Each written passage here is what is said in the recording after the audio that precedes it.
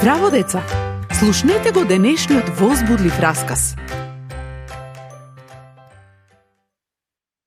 Вратата на затворската келија се затворила со тресок. Чуварот ја затворил вратата и си заминал. Јосиф седел зад решетки. Невин, го направил правилното нешто и затоа седел в затвор. Можеш ли да го разбереш тоа? Јосиф долго размислувал. Во умот ги видел своите браќа. Пред многу години тие го продале и тој завршил како роб во Египет. Го мразеле само затоа што Бог рекол дека ќе го направи Јосиф голем владетел. Во земјата на пирамиди и фараони, Потифар го купил како роб. Јосиф добро си ја вршал работата. Службеникот на фараонот бил воодушевен. Никогаш порано немал толку добар роб. Се што правел Јосиф успевало. Никогаш ништо не тргнало на лошо. Да ви ја кажам ли тајната? Бог бил со него и му помагал. Потифар му дозволил да управува во куќата и сите полиња. Јосиф бил доверлив и многу убав. Сопругата на Потифар се занела по него и сакала тој да се однесува кон неа како нејзин сопруг. Дали тоа е правилно? Во Божјиот закон се вели: не прави прељуба. Законот се уште важи и денес, како и тогаш.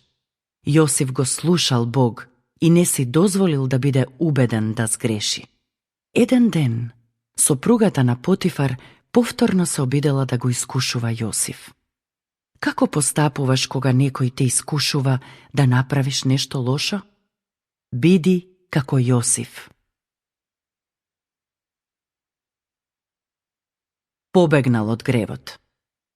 Жената ја грабнала неговата наметка и цврсто ја држала, но Јосиф се извлекол и побегнал од неа.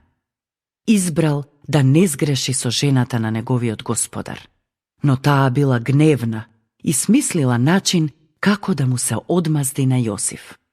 Кога сопругот се вратил од работа, таа му рекла дека Јосиф влегол во нејзината соба и се обидел да ја злоупотреби. Кога таа почнала да вика, Јосиф избегал и ја оставил наметката. Наметката била нејзиниот доказ. Потифар и поверувал на сопругата и многу му се налутил на Јосиф. Веднаш го испратил в затвор, но Бог бил со Јосиф и во затворот. И затоа овој расказ се уште не е завршен. Бог се уште имал планови за Јосиф, дури и ако тој тогаш не можел да го види тоа. Во следната драма продолжува расказот за Јосиф. До следното слушање. Ако сакаш да не контактираш или ако имаш прашање, пиши ни на radio7kids@gmail.com. Чао!